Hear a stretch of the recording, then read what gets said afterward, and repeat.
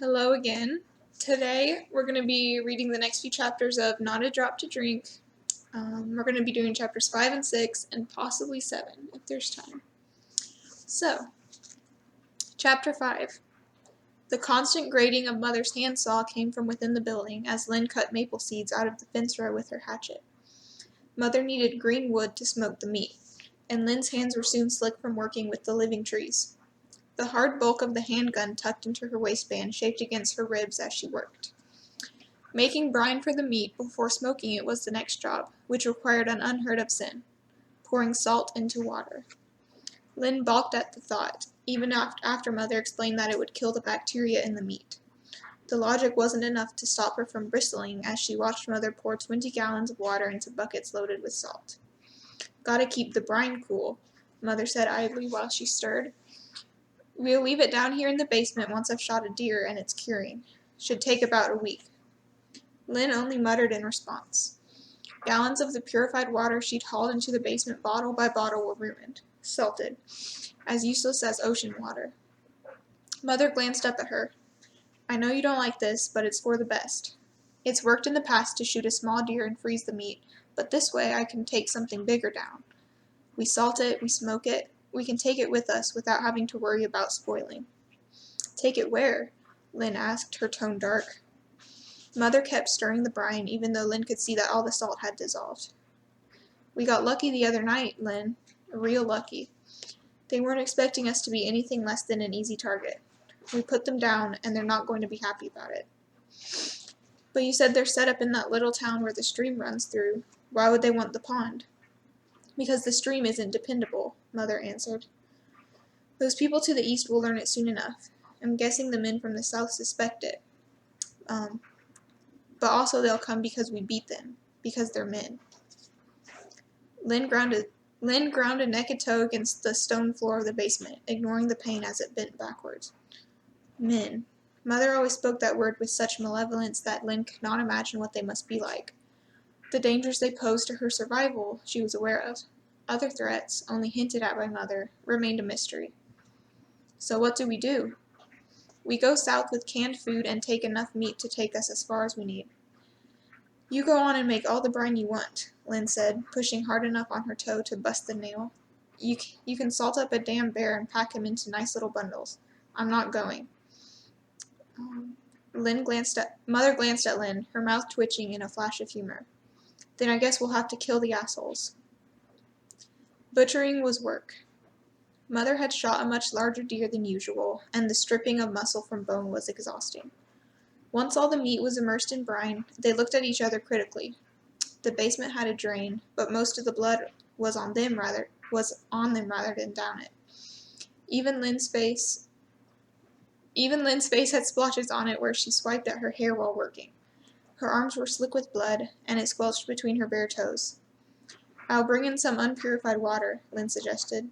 "We can use the tub." Using the upstairs of the house was typically off limits. When it was warm, they rinsed themselves in the pond, and during cold months there was a clawfoot bathtub in the basement that could be used for bathing. But that would mean dragging it out from the back room, and neither of the women had the strength. Mother nodded in agreement, and Lynn began gathering buckets. "You go ahead," Mother said when Lynn came back with water. "I'll keep a watch." "You sure?" Mother nodded. Rivulets of sweat ran down her face, cutting salty tracks in the deer blood. "I could use a break. I'll be up on the roof." Lynn went inside, turning right on the landing instead of going straight to the basement. 5 steps led up to a door that opened onto the kitchen, a door that she'd walked through only a handful of times in her life. She'd been taught to call out upon entering any house, something that had saved her skin once or twice when scavenging for food. "Hello? Anyone here?" Nothing answered. Her voice echoed off the empty wooden cupboards. Even so, she felt a strange sort of comfort as she walked through the kitchen into the dining room. It was still her house, even if she lived underneath it. In a different life, she would have known the creak of these wooden floors as intimately as she did the hatchet marks in the wooden beams that held them up. Lynn made her way to the bathroom, leaving footprints in the dust behind her as she went. The bathroom was a minor miracle in her eyes, to think that water had once come out of the faucet at the turn of a knob. Mother had even said that it was hot or cold depending on how you turned the knob, not on what season it was outside. She twisted her finger around the faucet, imagining how amazing it would be to turn it and hear the splash of water in the porcelain tub. Mother had seen such things, had lived in a time when taking a hot bath was a relaxing thing, not a job that required hauling and heating water. Mother had used this room when she was Lynn's age, soaking in the heat and not worrying whether someone would kill her that night. Lynn wondered what that would feel like as she stepped into her chilly bath and the blood slid from her skin, turning the water pink. 4 days after butchering, Mother said it was time to smoke the meat, and they spent most of the morning hanging the large chunks of venison from the rafters with hooks. Cold salt water dripped onto Lynn's shoulders and back as she dumped the last bucket of pinkish brine down the drain. Lynn was pouring fresh water over the bloodstains when Mother began unhooking chunks of venison from the ceiling. "I'm carrying a load out to the smokehouse," she said. "I don't see anyone nearby, but come out and cover me with the rifle while I get ready to start the fire." Lynn nodded, ducking under a dripping hunk of shoulder meat. She hurried to finish cleaning the floor as Mother's feet disappeared up the steps. Lynn shivered once she made it outside, and the cold air struck her wet shirt. The days had ceased to be pleasantly cool, and were now downright cold, with a breeze that made Lynn wish she'd thought to grab a coat before rushing outside. She climbed the antenna before Mother made it out for her second trip, giving her the all-clear signal. An hour later, Lynn had set her rifle down and was lifting her shirt away from her skin. Mother signaled that she was on her last trip, and Lynn waved back that she understood. Lynn flexed her fingers against the chill. Mother would be starting the smoke fire soon, which could attract attention. She was reaching for the rifle when she saw the tall grass swaying in a pattern that could not be caused by the wind.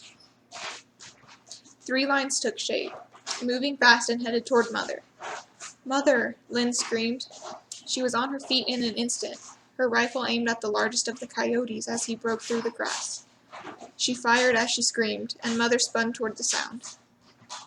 The bullet caught Mother in the thigh, and the spurting blood drove the coyotes into a frenzy. They leapt at Mother, knocking her on her back and sending venison to the ground all around them. The salted meat was ignored. They were on to something fresh. Lynn sprinted across the roof and flew down the antenna, skipping the last 4 rungs.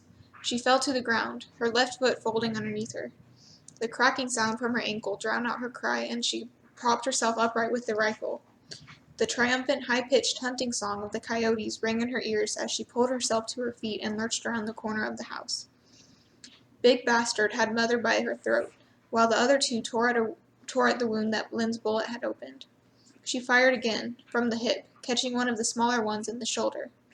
The force of the shot threw the smaller coyote off Mother, and its partner backed away, head close to the ground and eyes glued on Lynn. Blood was no longer spraying from Mother's wound in an arc, but gushing as her heart slowed. Lynn fell forward, her injured ankle refusing to support her. She landed on her stomach, knocking the wind out of her lungs and losing her grip on the rifle. Big Bastard still had a firm grip on Mother's neck. His ears flattened as his eyes met Lynn's, and he growled deep in his throat, claiming his prey. "Bastard!" she screamed, her throat clenched tight with tears. The injured coyote struggled to the left, its leg dangling uselessly from the ruined shoulder. His partner circled Lynn, sensing her weakness. She lunged for the rifle and it bolted away, dragging a piece of venison behind it. She swung the barrel and fired, but Big Bastard was gone, leaving deep footprints in the ground that were steadily filling with Mother's blood. Lynn dragged herself on her elbows to Mother's side. "Mother? I'm sorry," Lynn spluttered. "I'm so sorry. I didn't see them. I wasn't fast enough." "Shh," Mother muttered weakly, causing blood to bubble from the tooth marks in her neck. "Shh." Lynn leaned over her, plugging the holes with her fingers. When Mother spoke, she could feel the air pulsing underneath them. "When they do that, best thing in a dogfight," Mother inhaled sharply, "to try shove your arm down its throat. Can't bite then." Mother nodded, tears dripping down onto Mother's upturned face. "Okay, Mother, I'll remember that. Didn't know if I had told you that should work, but my hands were full." Her last words faded away, and Lynn hunched closer, desperate for more. but all she heard was the death rattle. Chapter 6. Twilight had fallen by the time Lynn made a binding for her ankle out of Mother's shirt. She felt like a vulture as she stripped Mother's body of anything useful. Knives, matches, even the hair tie she'd been using. Nothing should be wasted. Scavenging from bodies was nothing new to Lynn, but taking Mother's shirt from her as a cold sleep began brought her to her knees. She cried in long, gasping breaths that ripped through her body. Her knees slipped in the blood-soaked mud, and she fell face forward into the muck, where she saw her rifle. She crawled towards it, wiping it as clean as she could on her shirt. The wind was gusting now, spitting freezing rain into her face and forming her hair into dark circles around her face. She braced herself against the barrel of the gun and rose to her feet. Agony shot up her leg the second she tried to put any weight on her ankle. Bulging, swollen flesh puffed out from between the strips that she'd used to bind it. Lynn heard muffled sounds in the grass between the gusts of the wind, and she looked at the pieces of venison still strewn around them. They were drawing predators. She grabbed Mother by the armpits and dragged her away from the circle of blood and meat. Her legs were useless. She settled for crawling, dragging Mother's corpse behind her. It took an hour for her to get to the driveway. The gravel bit into her flesh as she struggled to pull her own weight and Mother's. She pulled Mother's body under the shelter of a pine tree and rested. The pine offered a little cover from the sleet, and she hoped that the smell of them might help mask their human scent. She was covered in blood, and to an animal nose, Mother would already smell like death. The scavengers came and went through the night, fighting over the pieces of salted venison. At one point, she heard 2 raccoons screaming at each other, and then the shattering of glass. The smokehouse door had been open. She cracked her head against the trunk of the tree in frustration. All their meat was gone. Shock had its way with her once the adrenaline was spent, and Lynn dozed. When something tried to drag Mother away by her foot, Lynn snapped awake and fired blindly. She stared futilely into the black night, launching pine cones and curses at any noises she heard once she'd run out of bullets. When pink stained the sky, she saw that Mother's eyes were frozen open. It was 2 days before she admitted that she would not be able to dig the grave. Her hobbled efforts had yielded a hole barely a foot deep in the frozen ground. She'd never be able to get Mother deep enough to keep the coyotes from digging her up. The skin around her ankle was green with bruising. The hollow pounding of it echoed in her ears as she dragged herself around on her elbows hour after hour, checking on Mother's body and attempting to claw away at the ground. Leaving Mother to the coyotes was unthinkable, burying her impossible. After a long debate, Lynn pulled Mother into what was left of the smokehouse. The left window was broken, the door hung open.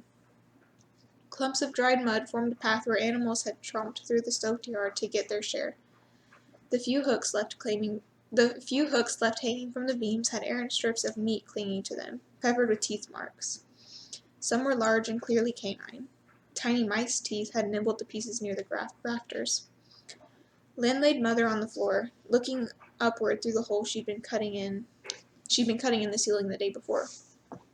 Thanks to Mother, Lynn knew what poetic justice was, and a sad smile tugged at her mouth as she used a match taken from the body of a man Mother had shot. The old wood of the outbuilding caught without hesitation, and the plume of smoke that reached into the sky would be visible to the south, Lynn knew. She sat in the tall grass with her injured ankle folded beneath her and the rifle across her knees, almost hoping that someone would come. The fire burned hot and fast, bringing down the building in a shower of sparks and leaving behind a pile of coals with no hint of bone among them. Once the last red ember had winked out, Lynn lurched down the stairs and to her cot in misery. She curled into the fetal position and faced the wall, her throbbing ankle resting on top of her healthy foot. The puffy flesh that rose from the top of her makeshift bandage pulsed against the fabric, fighting for the freedom to swell further. She would find no peace in sleep while it throbbed, but she pulled the pillow over her face to muffle her sobs.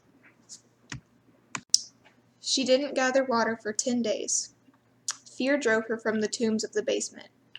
A nightmare, rampant with images of men filing out of the field and dipping their buckets into her pond, had brought her up from the well of grief of pain.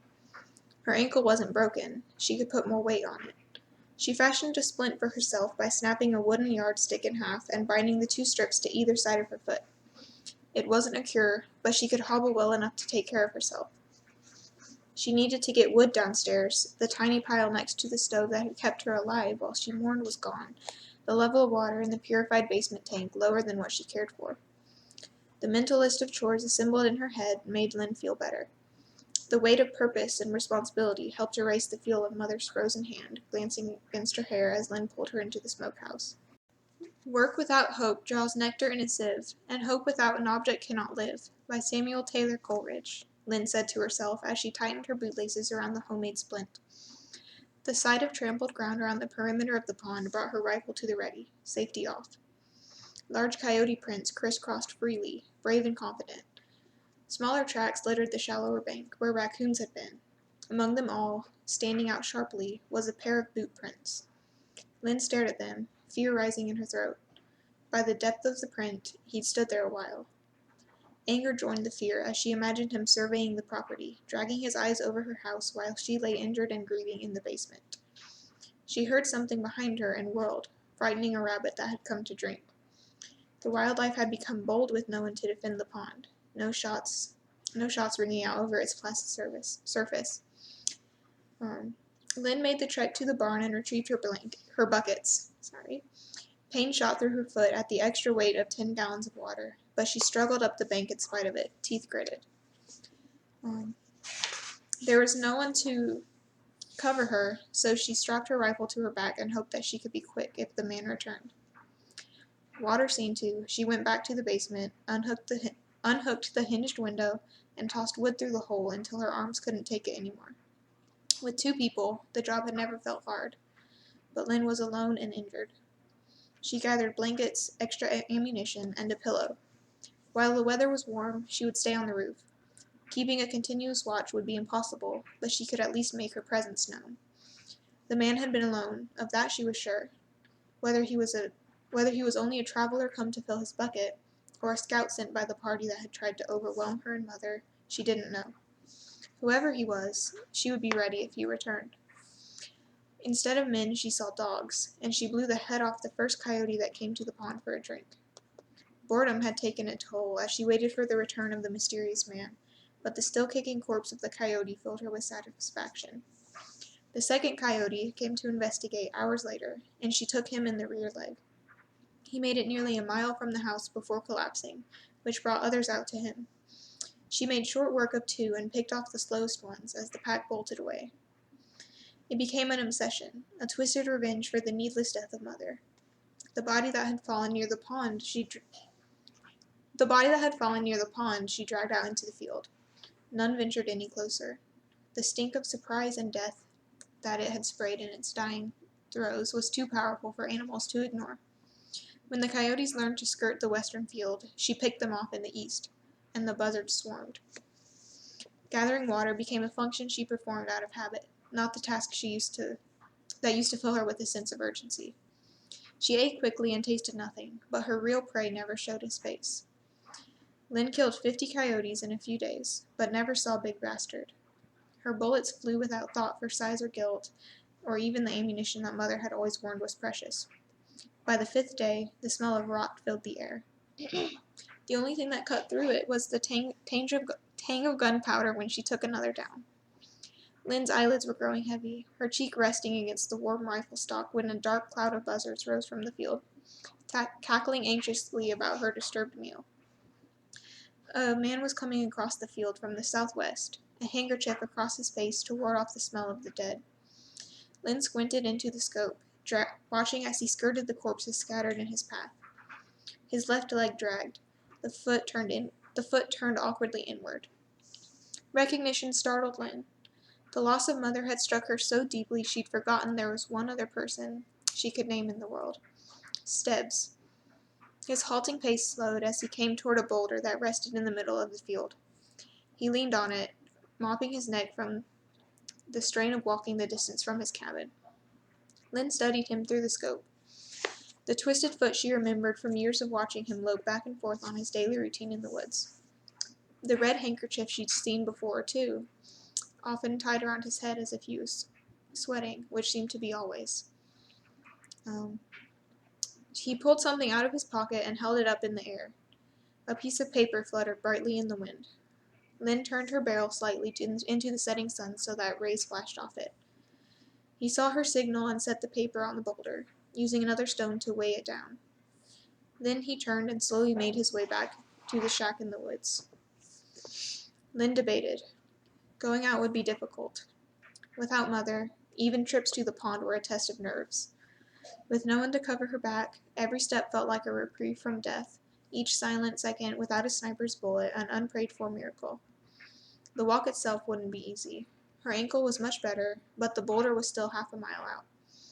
She tightened the laces on her boots as she thought through her options. Anyone watching the house would take it now, while she was gone. There would be no chance for her to sprint back and defend it in her condition. She slid behind the wheel of the truck cautiously, careful not to bang her ankle against the running board. The old engine fired to life, and she backed out of the pole barn, sick at the thought of leaving the house even for a moment. She drove through the field without bothering to swerve around, oblivious to the riddled coyote bodies underneath her tires. When she reached the rock, she left the engine running, moving as quickly as possible to get the note and drive back home. She didn't open the folded paper until she was back on the roof. When she did, she snorted with unexpected laughter. "Can you read?" it asked. Lynn wrote her response. "Yes, I can." She thought for a second, then added another line. "Asshole."